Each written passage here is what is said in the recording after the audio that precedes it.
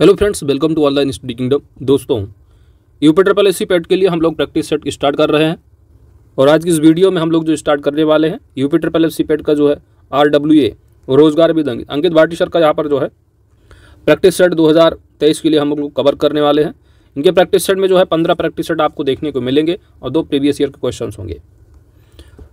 तो आइए हम लोग स्टार्ट करते हैं। स्टार्ट करने से पहले दोस्तों आपसे रिक्वेस्ट है, चैनल पर नए हैं तो चैनल को आप जरूर सब्सक्राइब करें, क्योंकि आपकी सब्सक्रिप्शन ही हमारी ताकत है। साथ ही नोटिफिकेशन बेल आइकन को आप जरूर प्रेस कर लीजिएगा ताकि आने वाली वीडियो की अपडेट्स आप सभी को प्राप्त होती रहे। टेलीग्राम ऑनलाइन स्टडी किंगडम को आप जरूर ज्वाइन कर लीजिएगा, PDF आपको वहाँ पर मिल जाएगी। तो 15 प्रैक्टिस सेट हम लोग कवर करने वाले हैं, तो जितनी जल्दी होगा हम लोग 1 हफ्ते के अंदर पूरा कंप्लीट कर देंगे।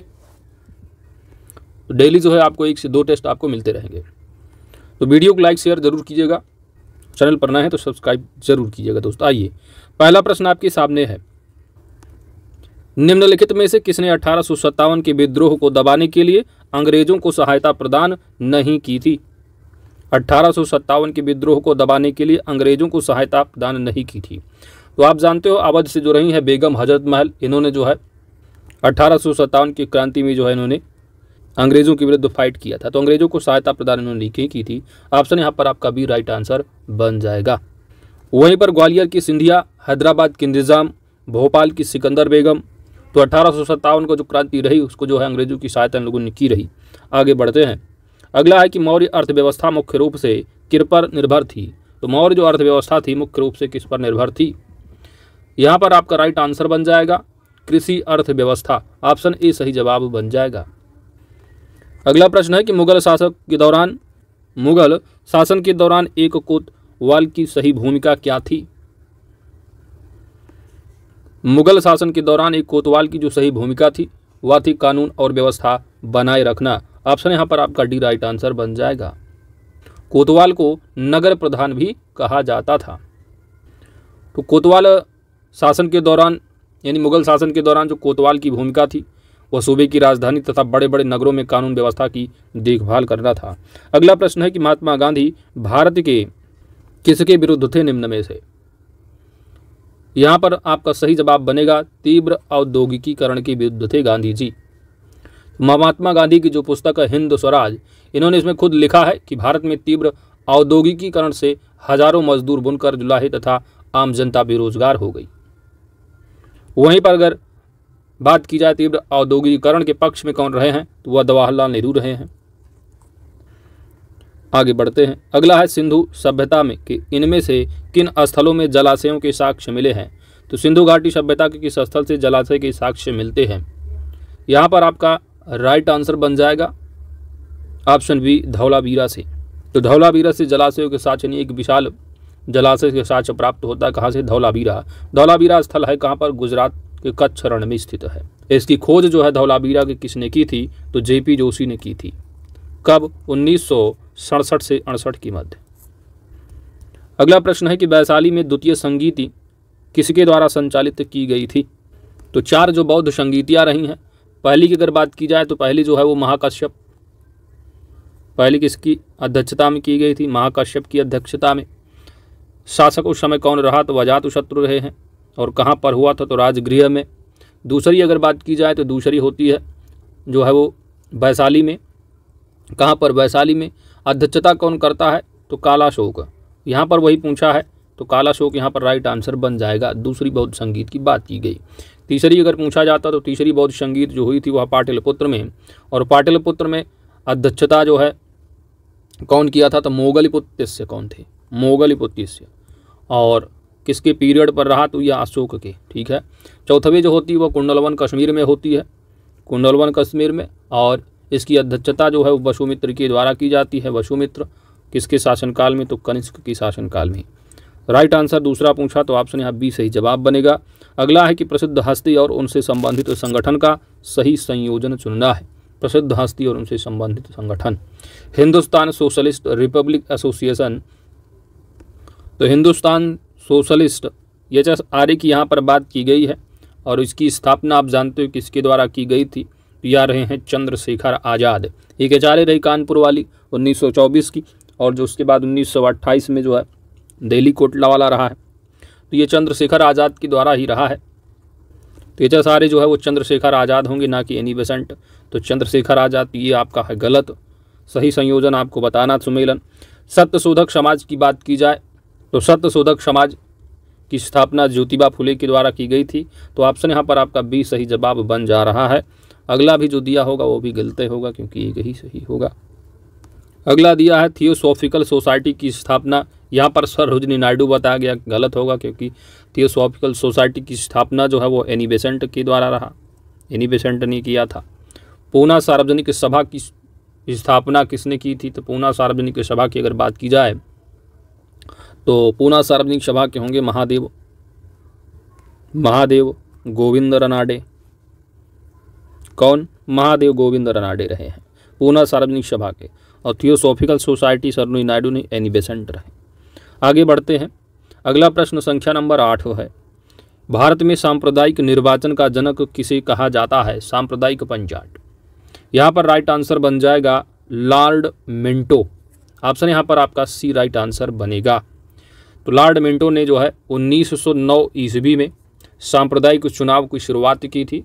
तो भारत परिषद अधिनियम रहा 1909 का।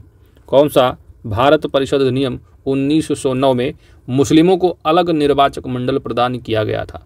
किस अधिनियम के द्वारा? भारतीय परिषद अधिनियम 1909 के द्वारा, जो कि भारत में मार्ले मिंटो के नाम से जो है अधिनियम कौन सा? यही भारत परिषद अधिनियम 1909 है। ठीक है, तो मार्ले मिंटो सुधार अधिनियम भी इसी को कहा जाता है। तो है तो मार्ले मिंटो। तो मार्ले मिंटो में अगर पूछा जाए तो मार्ले मिंटो जो अधिनियम, मार्ले कौन मिंटो कौन? तो जहाँ लॉर्ड मिंटो रहे उस समय जो भारत के क्या रहे हैं? तो भारत के वायसराय लॉर्ड मिंटो रहे। इन्हीं को जो है सांप्रदायिक निर्वाचन का जनक कहा जाता है। जो मार्ले थे, लॉर्ड मार्ले, ये उस समय जो है भारत के राज्य सचिव थे। तो यहाँ पर राइट आंसर ऑप्शन सी सही जवाब बन जाएगा। अगला, इंडिया डिवाइडेड पुस्तक के लेखक कौन हैं? India divided. तो इंडिया डिवाइडेड जो है कौन? भारत के सबसे पहले राष्ट्रपति डॉक्टर राजेंद्र प्रसाद की है। ऑप्शन यहाँ पर राइट आंसर बन जाएगा। अबुल कलाम की बात की जाए तो इनकी जो मैक्सिमम फेवरेट बुक पूछी जाती है एग्जाम में वो इंडिया विंस फ्रीडम के नाम से है, इंडिया विंस फ्रीडम। ठीक है। इंदिरा गांधी की अगर बात की जाए तो इंटरनल इंडिया हो गया, माई ट्रुथ इन्हीं की इंदिरा गांधी की है। जवाहरलाल नेहरू की जो पूछी अक्सर जाती है वो भारत की खोज हो गई है ना, विश्व इतिहास की झलक ये जवाहरलाल नेहरू की है। आगे बढ़ते हैं। अगला प्रश्न नंबर है 10। इनमें से किसके द्वारा दिल्ली सल्तनत में एकता प्रणाली को संसदागत रूप में लागू किया गया था? एकता प्रणाली को इनमें से किसके द्वारा? तो एकता प्रणाली है किसकी? इस एकता और इस इल्तुतमिश। ऑप्शन यहाँ पर आपका ही राइट आंसर बन जाएगा। सन 1226 ईस्वी में इल्तुतमिश ने एकता प्रणाली की शुरुआत की थी। एकता प्रणाली 1226 ईस्वी में। एकता जो प्रणाली है, एकता तो एकता एक भूमि का टुकड़ा होता था जिसके नियंत्रणकर्ता को मुक्त या वली कहा जाता था। वली जो होता था वो राजस्व का एक हिस्सा फवाजिल के रूप में भेजता था और इक्तादार का पद वंशानुगत नहीं था। अगला प्रश्न नंबर 11। तो आप जानते हो 5 आपके इतिहास और 5 जो है आपका भारतीय राष्ट्रीय आंदोलन से पूछा जाना है, तो 10 प्रश्न आपके इतिहास से होंगे। अगला आपका भूगोल से होगा। विश्व को कितने प्रमुख टाइम जोन में विभाजित किया जाता है? तो प्रमुख जो टाइम जोन है कितने विभाजित किया गया है, तो कितने टाइम जोनों में? यहाँ पर आपका राइट आंसर बन जाएगा ऑप्शन सी 24। तो विश्व के प्रत्येक 1 घंटे के अनुसार 24 प्रमुख समय क्षेत्रों में विभाजित किया गया है और प्रत्येक क्षेत्र में इस प्रकार जो है 15 जो है डिग्री देशांतरों को कवर करता है। अगला प्रश्न नंबर है आपका भारत की मानक यामोत्तर रेखा। भारत की जो मानक यामोत्तर रेखा है वह कितनी डिग्री जो है पूर्वी पश्चिमी पूर्वी ये सब आपको बताना है देशांतर। ये तो आपका फेवरेट है 82.5 डिग्री पूर्वी देशांतर। ऑप्शन यहाँ पर आपका ए सही जवाब बन जाएगा। तो भारतीय मानक यामोत्तर भी इसको कहा जाता है। भारत का मानक यामोत्तर जो ग्रीन बीच है यामोत्तर के पूर्व में है, इसलिए जो है आप क्या करते हैं कि जो भारतीय मानक समय है 5.5 घंटा क्या है आगे है। अगला प्रश्न है कि अरावली पर्वत श्रेणी में सबसे ऊंचा जो शिखर है वह कौन सा है? तो अरावली पर्वत श्रेणी का सबसे ऊंचा शिखर, तो अरावली पर्वत श्रेणी की सबसे ऊंची जो शिखर चोटी है वह कौन सी है? तो गुरु शिखर है। ऑप्शन यहाँ पर आपका सी राइट आंसर बन जाएगा। इसकी ऊंचाई जो है वो 1722 मीटर की है, जो कि लगभग फीट में 5650 फीट है। यह चोटी है कहाँ पर? तो ये चोटी राजस्थान की अरबुदा पर्वत में स्थित है। अगला प्रश्न संख्या नंबर 14 है कि उस जंगल का नाम आपको बताना है जिसे पृथ्वी ग्रह के फेफड़े के रूप में जानते हैं। तो पृथ्वी ग्रह का फेफड़ा है, कौन सा जंगल है वो? 4 ऑप्शन दिए हैं, टैगा वन है, टुड्रा वन है, अमेजन वर्षा वन है, उत्तर पूर्वी भारत की वन है। तो 4 ऑप्शन में से कौन सा है आपको बताना है। तो पृथ्वी ग्रह का फेफड़ा के रूप में किसको जाना जाता है? टैगा, टुड्रा, अमेजन वर्षा वन या उत्तर पूर्वी भारत की वन। तो यहाँ पर आपका राइट आंसर बन जाता है ऑप्शन सी, अमेजन वर्षा का वन। अमेजन वर्षा वन, जिन्हें पृथ्वी के ग्रह के फेफड़े के रूप में जाना जाता है, यह दुनिया का सबसे बड़ा वर्षा वन है, अमेजन वर्षा वन। तो दुनिया का 20% जो ऑक्सीजन है वह यहीं से प्राप्त होता है। तो पृथ्वी का फेफड़ा है। आगे, निम्नलिखित में से किस राज्य में यूरेनियम खनन भंडार पाए गए हैं? यूरेनियम खनन भंडार, यहाँ पर आपका सही जवाब बन जाएगा झारखंड। तो झारखंड तो आपका नंबर 1 आता है। उसके बाद आपका नंबर जो है आंध्र प्रदेश है। उसके बाद यूरेनियम में जो है वो राजस्थान है। तो यहाँ पर राजस्थान आपकी ऑप्शन में दे रखा है, तो ऑप्शन यहाँ पर आपका ए राइट आंसर बन जाएगा। तो यूरेनियम को दुनिया के सबसे दुर्लभ खनिजों में से भी एक माना जाता है। तो झारखंड, आंध्र प्रदेश ऑप्शन में है नहीं, तो राजस्थान लगा दोगे। अगला प्रश्न है कि भारत में नई आर्थिक नीति कब अपनाई गई है? भारत में नई आर्थिक नीति कब अपनाई गई है?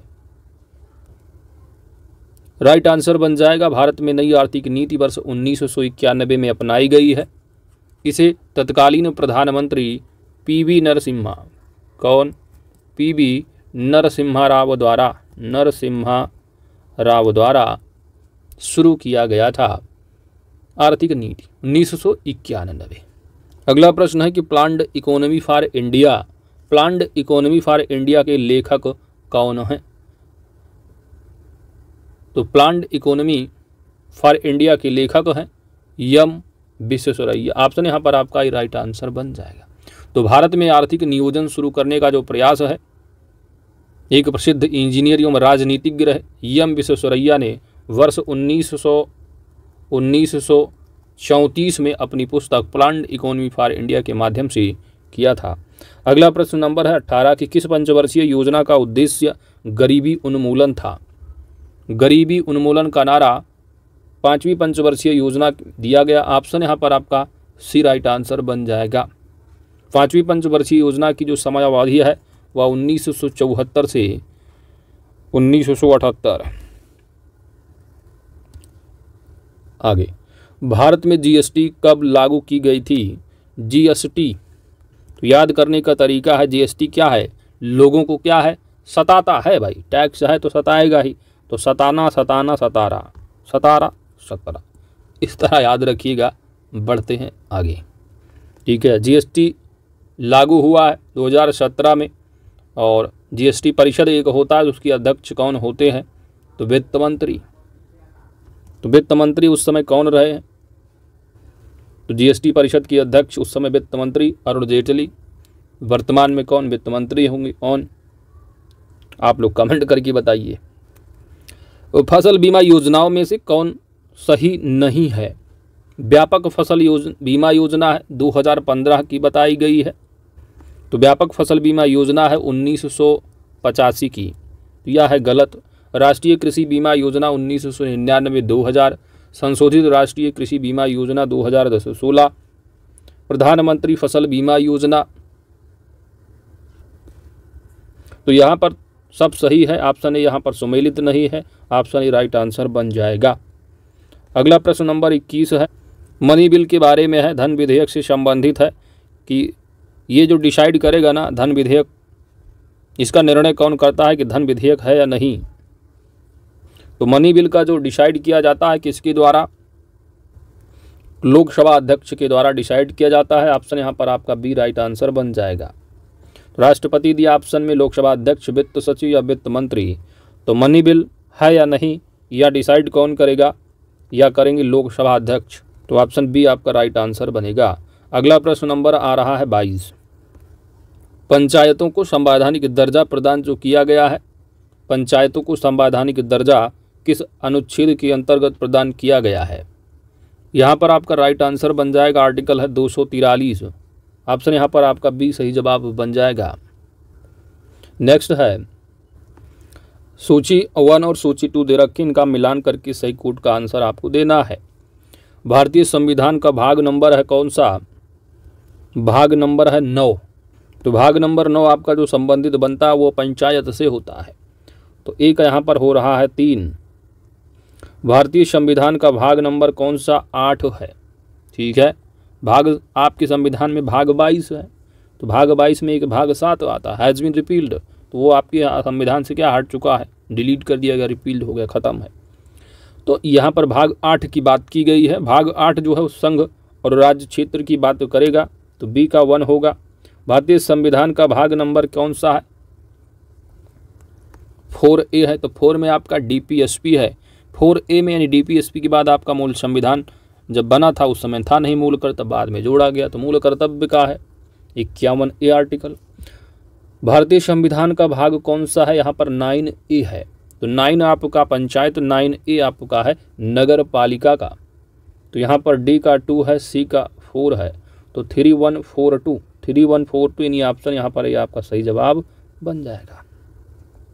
अगला प्रश्न नंबर 14, राज्य की नीति निदेशक तत्व के अधीन निम्नलिखित में से कौन सा एक उपबंध नहीं है?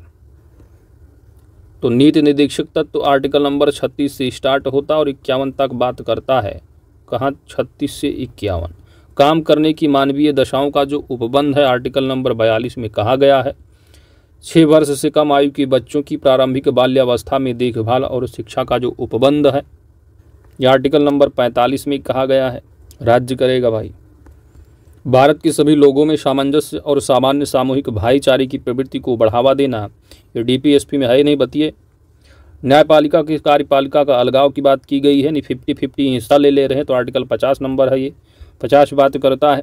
ठीक है, तो यहाँ पर जो है कौन सा नहीं है DPSP में, तो ऑप्शन है आपका C राइट आंसर बन जाएगा। आगे बढ़ते हैं। अगला है कि दिनेश गोस्वामी समिति का जो संबंध है वह किससे है?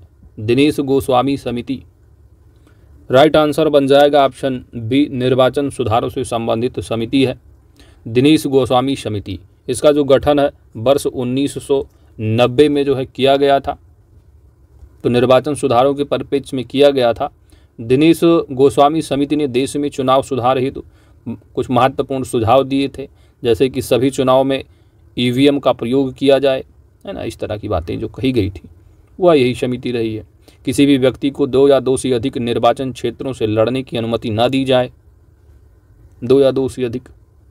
मुख्य जो निर्वाचन आयुक्त या अन्य निर्वाचन आयुक्तों को न केवल सरकार के अंतर्गत किसी नियुक्ति बल्कि राज्यपाल के पद सहित किसी अन्य पद के लिए अयोग्य घोषित किया जाए, तो ये सब बातें कही गई थी। तो दिनेश गोस्वामी किससे संबंधित समिति रही? तो निर्वाचन सुधारों से। तो 5 प्रश्न आपके हो गए इकोनॉमी से। अब 5 प्रश्न आपके क्या है? साइंस से हैं, जनरल। अगला है कि निम्नलिखित में से बेकिंग सोडा रासायनिक नाम क्या है? तो बेकिंग सोडा का रासायनिक नाम आपको बताना है। बेकिंग सोडा का जो रासायनिक नाम होता है वह होता है sodium bicarbonate. Sodium bicarbonate, option यहाँ पर आपका C राइट आंसर बन जाएगा। सोडियम बाइकार्बोनेट एक कार्बनिक यौगिक होता है। सोडियम बाइकार्बोनेट को एक मीठा सोडा या खाने का सोडा भी कहते हैं। इसका जो अणुसूत्र होता है वह होता है NaHCO3। तो NaHCO3 यानी सोडियम बाइकार्बोनेट का जो उपयोग है वह प्रति अम्लों के रूप में, अग्निशामक के रूप में, सोडा युक्त पेय पदार्थ के रूप में किया जाता है। कैल्शियम हाइड्रॉक्साइड जो दे रखा है, इसका जो यूज है आप जानते हो, इसका उपयोग जो है वो जल की स्थायी कठोरता दूर करने के लिए किया जाता है, कैल्शियम हाइड्रॉक्साइड। वहीं पर जो सोडियम कार्बोनेट है इसको आप क्या कहते हो? धामन सोडा कहते हो।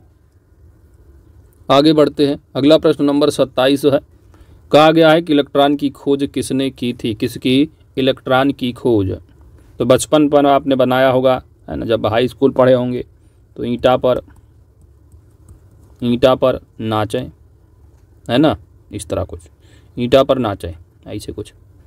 तो थॉमसन थॉमसन, ठीक है। तो ईटा इलेक्ट्रॉन हो गया, टा से यहाँ पर थॉमसन। तो इलेक्ट्रॉन की जो खोज है वो थी जे थॉमसन ने वर्ष 1897 में की थी। 1897 में जे थॉमसन इलेक्ट्रॉन की खोज। ऑप्शन यहाँ पर आपका राइट आंसर बन जाएगा, ठीक है। यानी पर की बात की जाए तो पा से जो है हो जाएगा आपका, पा से प्रोटॉन हो जाएगा जो कि रदरफोर्ड हो जाएंगे। नाच है, ना से यहाँ पर आप न्यूट्रॉन लगा लो, चा से चैडविक, है ना। इस तरह आगे बढ़ते हैं। अगला है कि जो एक हॉर्स पावर उसमें कितने वाट होते हैं। तो एक हॉर्स पावर बराबर कितना है। बच्चों वाले सवाल 746 वाट के बराबर होता है। ऑप्शन राइट आंसर है।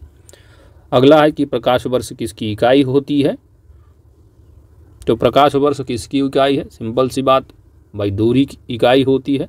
ऑप्शन यहाँ पर आपका बी राइट आंसर बन जाएगा।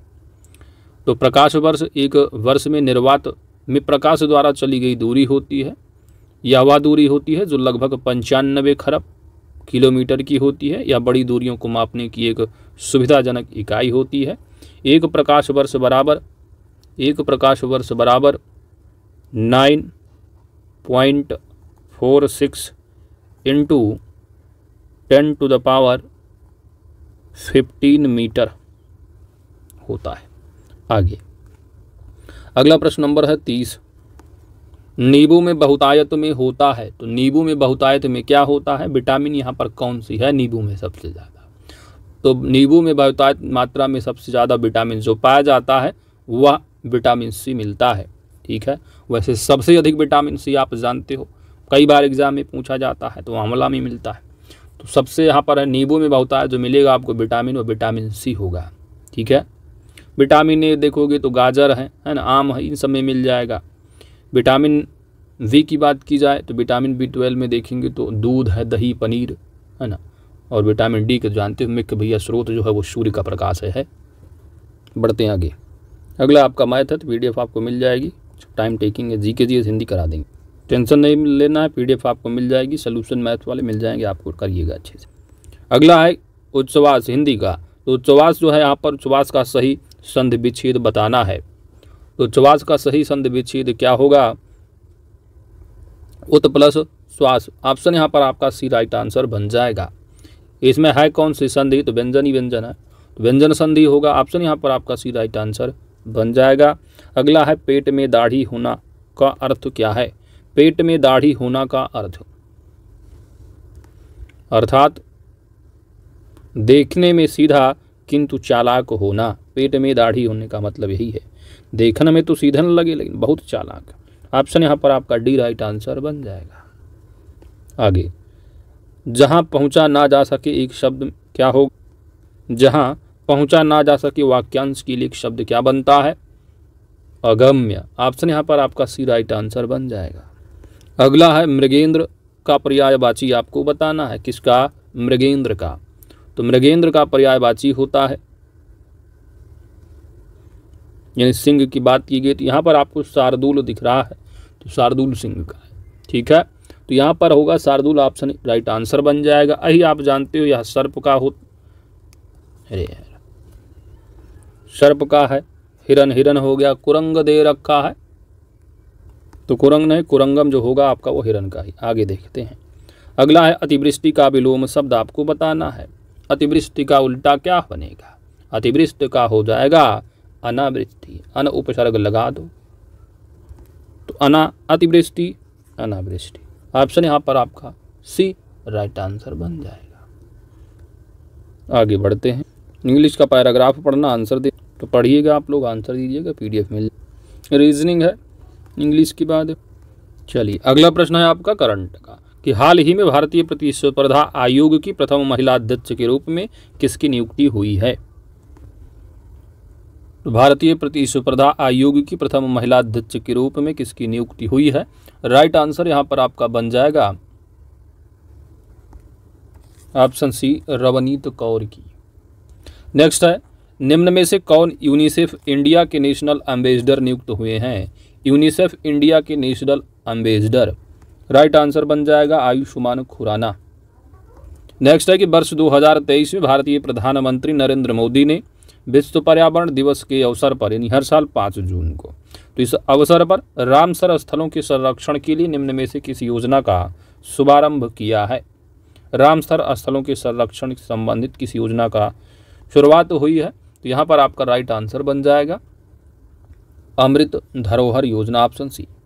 अगला प्रश्न है कि हाल ही में जारी वर्ष 2023 की विश्व खुशहाली रिपोर्ट के अनुसार, यानी वर्ल्ड हैप्पीनेस इंडेक्स के अनुसार, विश्व के सबसे खुशहाल देशों की तालिका में देश यानी कौन सा देश पहले स्थान पर है?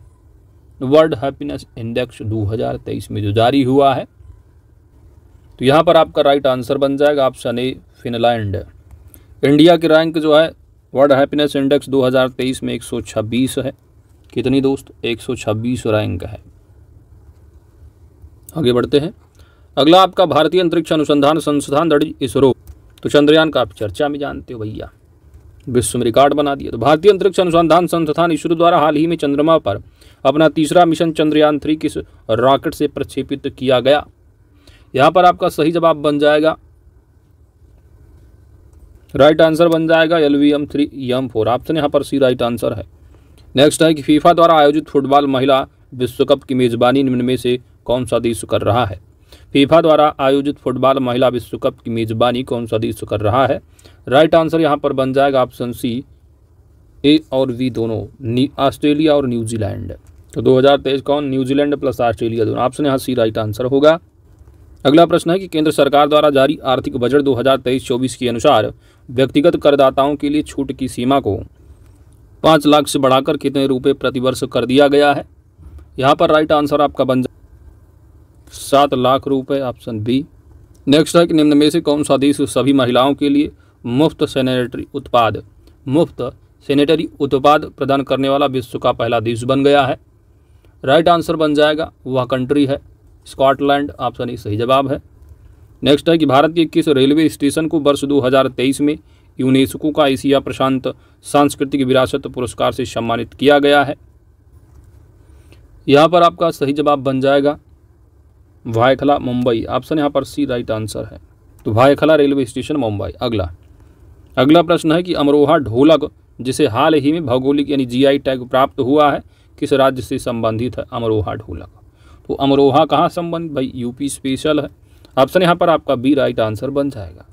अब करंट अफेयर के प्रश्न कंप्लीट हुए। अब आपके सिलेबस में जो दिया है सामान्य जानकारी, तो क्रोएशिया की मुद्रा क्या है?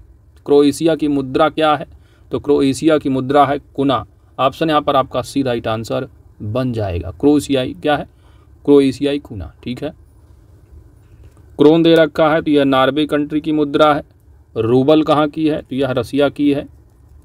दिरहम कहाँ की है? तो यह UAE की है, संयुक्त अरब अमीरात की, ठीक है। UAE यूनाइटेड अरब अमीरात, संयुक्त अरब अमीरात की है। Right answer option C. अगला है कि किस तिथि को अंतर्राष्ट्रीय जैव विविधता दिवस मनाया जाता है? कई बार पूछा जाता है, यहाँ तक कि PCS लेवल तक पूछे जाते हैं, अच्छे प्रश्न है। तो अंतर्राष्ट्रीय दिवस जैव विविधता की बात की गई है, तो इंटरनेशनल बायोडाइवर्सिटी डे जो मनाया जाता है हर साल 22 मई को मनाया जाता है, ऑप्शन यहाँ पर बी आपका सही जवाब बन जाएगा। वहीं पर 16 सितंबर की बात की जाए तो 16 सितंबर को आप विश्व ओजोन दिवस के रूप में मनाते हो।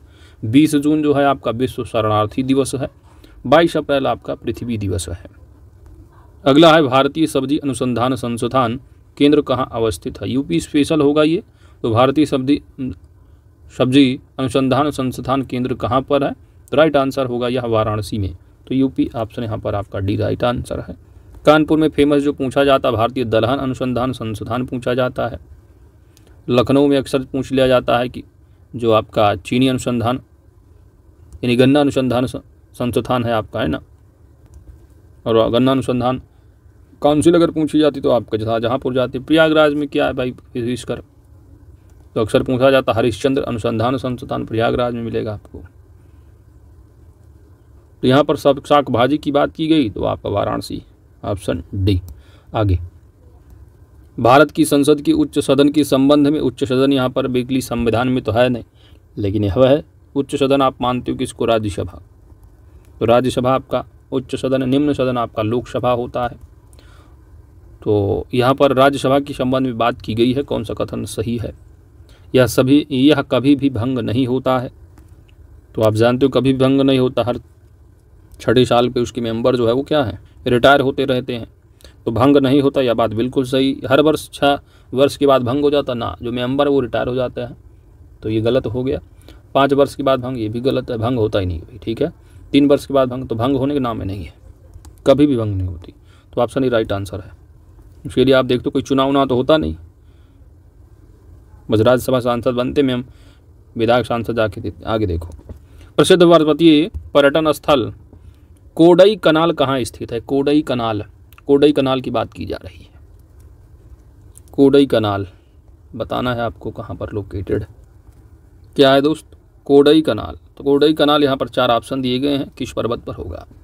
तो यहाँ पर आपका राइट आंसर बन जाएगा। तो कोडई जो कनाल है ये तमिलनाडु में जो स्थित है, डिंडीगुल जिले में स्थित है, डिंडीगुल जिले में। तो डिंडीगुल जिले में जो है पश्चिमी घाट पर पलानी या पलानी पर्वत पहाड़ियों में है। तो ऑप्शन यहाँ पर आपका बी राइट आंसर बनेगा। अगला प्रश्न है भूटान। भूटान भारत के निम्नलिखित में से किन राज्यों के साथ अपनी सीमा साझा करता है? तो भूटान के साथ भारत की जो राज्य हैं साझा करने वाले हैं कौन कौन से हैं आपको बताना है यहाँ पर। तो यहाँ पर आपका राइट आंसर बनेगा सिक्किम, पश्चिम बंगाल, असम, अरुणाचल प्रदेश। ऑप्शन बी सही जवाब है। आगे बढ़ते हैं। अगला है कि जो मड़ई महोत्सव है निम्नलिखित में से किस राज्य में मनाया जाता है? कौन सा मड़ई महोत्सव? तो मड़ई महोत्सव ये बेसिकली है किस राज्य का? छत्तीसगढ़ राज्य का। ऑप्शन यहाँ पर आपका बी राइट आंसर बन जाएगा। अगला है दोस्तों संयुक्त राज्य अमेरिका का राष्ट्रीय खेल क्या है? संयुक्त राज्य अमेरिका का जो राष्ट्रीय खेल है वह क्या है? तो संयुक्त राज्य अमेरिका राष्ट्रीय खेल है बेसबॉल। ऑप्शन यहाँ पर आपका सी राइट आंसर है। क्रिकेट करोगे बात तो ये किस देश के होंगे? तो एक तो आपका ऑस्ट्रेलिया, इंग्लैंड, बर्मुडा, ईरान है, ठीक है, तो इसके हैं। फुटबॉल बेसिकली किसके हैं? तो football Brazil, France, Uruguay, Israel है ना, मॉरिशस इनके हैं। बास्केटबॉल की बात की जाए तो बास्केटबॉल आपका जो है एस्टोनिया का है, लातविया का है ना, लिथुआनिया का है। तो यहाँ पर संयुक्त राज्य अमेरिका का बेसबॉल है, ऑप्शन सी। अगला है कि अंतर्राष्ट्रीय न्यायालय का मुख्यालय स्थित कहाँ पर है? अंतर्राष्ट्रीय न्यायालय, इंटरनेशनल कोर्ट ऑफ जस्टिस का जो मुख्यालय है वह नीदरलैंड में है, द हेग, नीदरलैंड। ऑप्शन यहाँ पर ही राइट आंसर बनेगा। अगला है कि फेयरलेस गवर्नेंस पुस्तक की लेखिका कौन है? फेयरलेस गवर्नेंस पुस्तक की लेखिका कौन है? तो यहाँ पर आपका राइट आंसर बन जाए तो लेखक लेखिका जो है ये लेखिका है किरण बेदी। ऑप्शन यहाँ पर डी राइट आंसर बन जाएगा। तो किरण बेदी आप जानते हो भारत की पहली महिला IPS अधिकारी हैं, ठीक है। तो इसी तरह आपने पूरा GK GS हिंदी का कंप्लीट कर लिया है। बाकी आपको गद्यांश पढ़कर आंसर कवर करना होता है। तो 2 गद्यांश यहाँ पर दिए गए हैं, उन गद्यांश पर 5-5 प्रश्न जो है आधारित हैं। आपको गद्यांश पढ़कर आंसर देना, तो आप लोग PDF से जो है आंसर कीजिएगा, पढ़ लीजिएगा, उसके बाद आंसर करिएगा। 71 में दिया है कि इस गद्यांश के लिए उपयुक्त शीर्षक होगा। तो यहाँ पर 71 का आंसर बी है, साक्षी वीरता है। निम्न में से कौन सा रूप वीरता का नहीं है? तो यहाँ पर इसका राइट आंसर पढ़ेंगे गद्यांश, तो यहाँ पर आपका आंसर मिलेगा वित्याग है, ठीक है। तो PDF से करिएगा और वीडियो के माध्यम से आप कवर कर लीजिएगा। वीरता का संदेश क्या है? तो वीरता का संदेश यहाँ पर जो है उद्देश्य के लिए सच्चाई पर चट्टान की तरह अटल रहना है। ऑप्शन सी सही जवाब है। नेक्स्ट है कि वीरों को देवदार वृक्ष से तुलना की गई है, क्योंकि तो आप पढ़ेंगे तो आपको मालूम चलेगा। राइट आंसर इसका ऑप्शन डी होगा। स्वयं पैदा होते हैं और बिना किसी की दूध पिलाए बढ़ते हैं। वीरता का एक विशेष लक्षण क्या है? तो 75 का इसका आंसर बनेगा ऑप्शन ए, नयापन। इसी तरह यहाँ पर 76 का जो आंसर होगा वो ऑप्शन बी होगा। 77 का जो ऑप्शन है गद्यांश पढ़कर आप बताएंगे तो इसका आंसर निकलेगा ऑप्शन ए, 77 का चरित्र स्पर्शी रूप से है। कवि जयदो का तो ऑप्शन 78 का जो आंसर बनेगा आपका वह होगा ऑप्शन बी। 79 का जो आंसर बनेगा वो ऑप्शन हो जाएगा ऑप्शन सी। और 80 का जो आंसर होगा वह बन जाएगा आपका ऑप्शन सी। तो इस तरह आपको गद्यांश पढ़ लेना है PDF से, आप आंसर यहाँ से कवर कर लीजिएगा। टेबल और ग्राफ से संबंधित आपके एग्जाम में पूछे जाने हैं। 2 टेबल यानी 10 नंबर के और 2 ग्राफ 20 नंबर के हो जाएंगे आपके। तो इसको भी आप PDF से पढ़िएगा। तो GK GS हिंदी आप जो है टेस्ट के माध्यम से कवर करते चलिए, बाकी PDF के माध्यम से आप आसानी से सोल्यूशन के साथ जो है आपको मिल जाएगी PDF। कवर कीजिएगा दोस्त। वीडियो अच्छी लगी तो लाइक जरूर कीजिएगा, चैनल पर नए हैं तो सब्सक्राइब भी कर लीजिएगा। अपने दोस्तों के साथ शेयर करना मत भूलिएगा। और इसी तरह आपका टेस्ट जो है जल्दी से जल्दी पूरा का पूरा कंप्लीट हो जाएगा। PDF आपको मिलती रहेगी। टेलीग्राम चैनल आप ज्वाइन जरूर कीजिएगा। Thanks for watching.